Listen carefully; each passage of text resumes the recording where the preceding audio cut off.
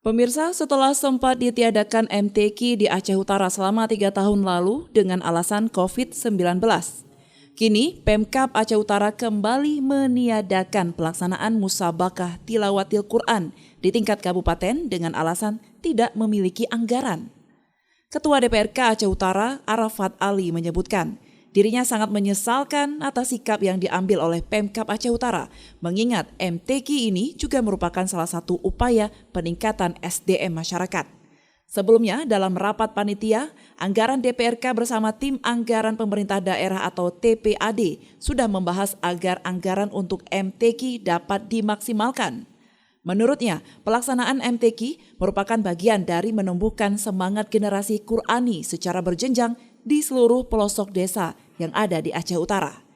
Dirinya berharap Pemkab Aceh Utara tidak hanya sibuk mengurusi birokrasi, tetapi juga perlu lebih kuat dalam pembinaan SDM di Aceh Utara. Salah satunya yaitu program MTQ. Kita kemarin di pembahasan ada pembicaraan masalah MTQ. Jadi ada TAPD, ada Dinas Syariah Islam. Jadi pas kita lihat ada anggaran di MTQ, kemarin itu ada dianggarkan sekitar, saya lihat di layar 2 miliar.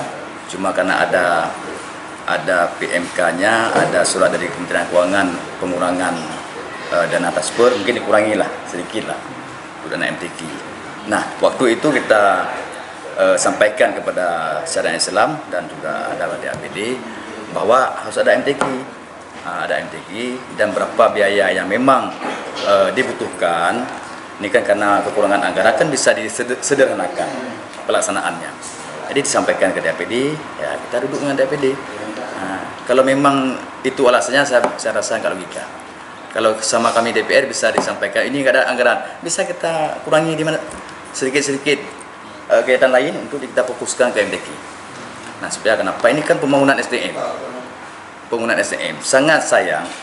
Kita fokus cuma pembangunan infrastruktur, tapi pembangunan SDM yang kita abaikan.